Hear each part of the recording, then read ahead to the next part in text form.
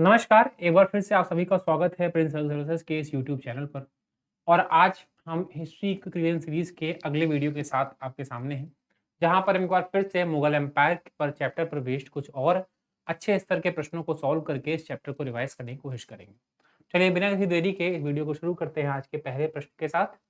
और आज का पहला प्रश्न आपके बाबर के संबंध में ही है, क्योंकि हम आपके मुगल चैप्टर के अभी इनिशियल स्टेज पर है, तो ऐसे में अधिकतर प्रश्न आपको बाबर और हुमायूं के ही देखने को मिलेंगे।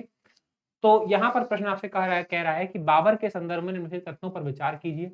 बाबर सर्वप्रथम फरगना का शासक बना है। मैंने कल के लास्ट वीडियो में आपको बताया था कि बाबर जो है उसकी यात्रा चौरा में शुरू होती है, जहाँ पर वो पहली बार फरगना का शासक बनता है। इसके पश्चात 1504 में जब वो समरकंद को नहीं जीत पाता है तो वापस आता है और काबुल को जीतता है। और फाइनली 1526 में वो जीतता है किसको? आपके दिल्ली को। तो ये उसकी यात्रा का क्रम है। सबसे पहले जो है सर्वप्रथम वो फरगना का ही शासक बना था, बात सही है। बाबर ने 1504 में काबुल पर अधिकार किया, जैसा मैंने आपको जस्ट बताया, ये भी आपका सही है। वह तैमूर वंश का था, तो मैंने आपको कल बताया था इस बारे में कि बाबर जो है उसके फादर जो हैं उमर शेख मिर्जा, वो तैमूर के वंशज थे। जो मदर हैं कुतुब निगार खां, वो संबंधित थी चंगेज खां से, मंगोलों से। तो ऐसे में कहीं ना कहीं तैमूर वंश कह सकते हैं इसको, तो ये भी आपका सही है। तो उपयुक्त में से कौन से आपके सही हैं? तीनों आपके सही हैं, इसलिए आपका उत्तर क्या होगा? डी। एक सिंपल क्वेश्चन जो कंप्लीटली फैक्चुअल था, फैक्ट पर बेस्ड था, इसलिए आपने सॉल्व कर लिया। देखते हैं आज के अगले प्रश्न को। अगला प्रश्न आपसे कह रहा है बाबर के संदर्भ में निम्नलिखित में से कौन सा कथन सही नहीं है? ठीक है, तो मतलब गलत कथन को आपको छांटना है। क्वेश्चन में पहला स्टेटमेंट है, भारत में प्रवेश हेतु उसे राणा सांगा ने आमंत्रित किया था। बाबर ने सिंधु नदी पार करके भारत में प्रवेश किया था। उसने सर्वप्रथम भिरा और सियालकोट को जीता था। इस समय पंजाब पर तुर्कों का शासन था। ये चार अलग अलग स्टेटमेंट आपको दिए गए हैं। चार में से कोई तीन सही होंगे और कोई एक ऐसा है जो सही नहीं है, वही आपका आंसर है। सबसे पहले बात करते हैं सेकेंड स्टेटमेंट में। डेफिनेटली अगर भारत में उसने नॉर्थ वेस्ट से एंट्री की है तो बिना इस नदी को पार किए भारत प्रवेश नहीं कर सकता। तो यहाँ पर ये स्टेटमेंट तो डेफिनेटली सही होगा आपका। सर्वप्रथम उसने पंजाब में भिरा और सियालकोट को जीता था, बिल्कुल सही अगेन आपका। दोनों आपके सही हैं। मुद्दा फंस रहा है पहले और चौथे में। देखिए, और फंस भी क्यों रहा है आपको बताता हूँ।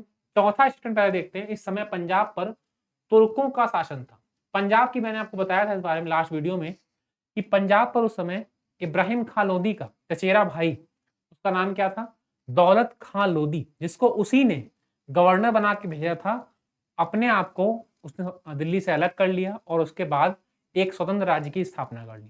तो पंजाब पर तुर्क नहीं बल्कि दौलत खां लोधी का शासन था, जो क्या था? एक अफगान था। राइट, तो ये स्टेटमेंट आपका गलत है। अब चूंकि गलत मिल गया है तो आंसर डी होना चाहिए, लेकिन कुछ लोगों के अकॉर्डिंग हो सकता है इनको लग रहा हो कि राणा सांगा ने उसे आमंत्रित नहीं किया था।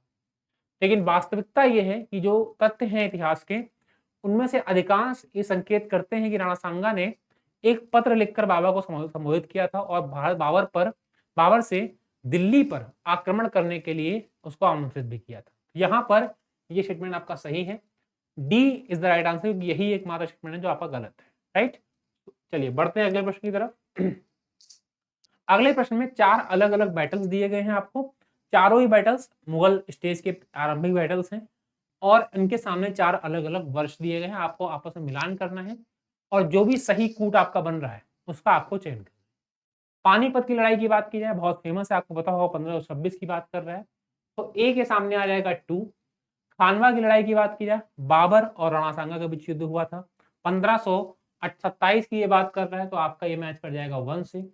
चौसा और कन्नौज का युद्ध, हो सकता है आपको उसके बारे में नहीं पता हो।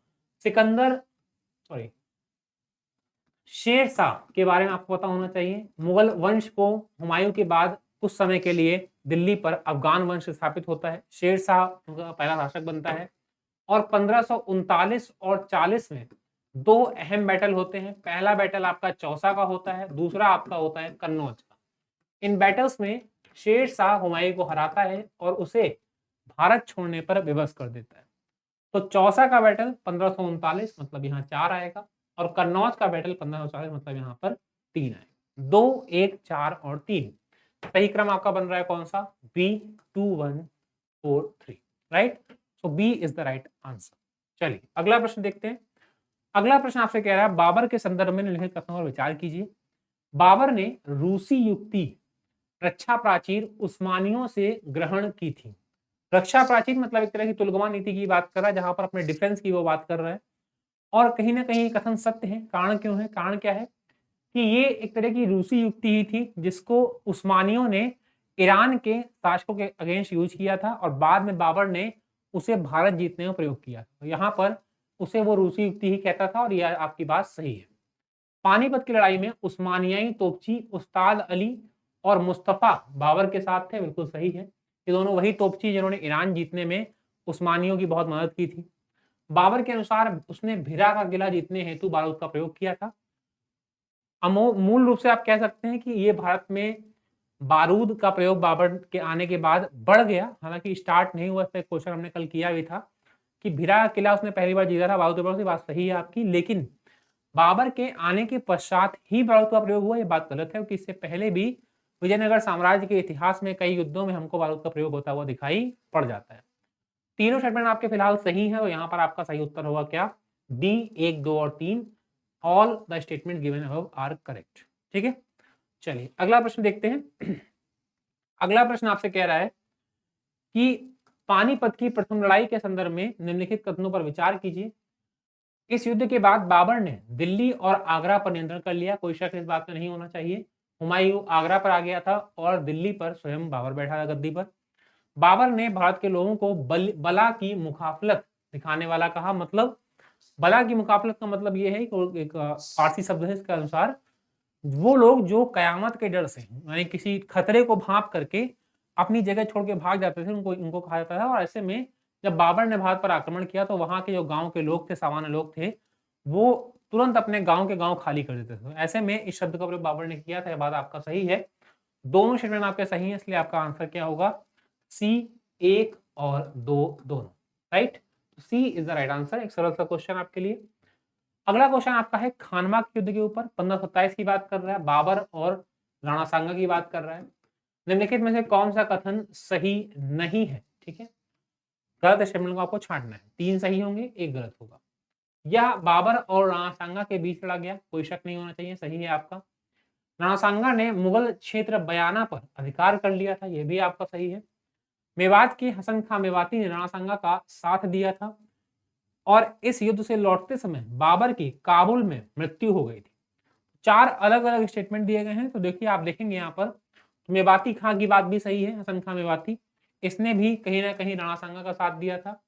लेकिन इस युद्ध से लौटते समय बाबर की मृत्यु हो गई, ऐसा कुछ नहीं हुआ था। 1528 में उसने एक और युद्ध लड़ा था, 1529 में एक और युद्ध लड़ा था और 1530 में फाइनली बाबर की मृत्यु हुई। यहाँ पर इस युद्ध के बाद 2 और युद्ध में बाबर था, तो ऐसे में चौथा स्टेटमेंट आपका गलत है, बाकी तीनों आपके सही हैं। पूछा गया है कौन सा सही नहीं है, तो आपका उत्तर होगा चौथा, यानी कि D is the right answer. Right, चलिए अगला प्रश्न। तो ये थे आपके आज के प्रश्न मुगल एम्पायर पर। आई होप आपको वीडियो पसंद आया होगा, कुछ नई चीजें सीखने को मिली होंगी। जल्दी मुलाकात होगी आपसे अगले वीडियो में कुछ और मुगल एम्पायर के नए प्रश्नों के साथ। तब तक अपना ध्यान रखिए। Thank you so much for watching.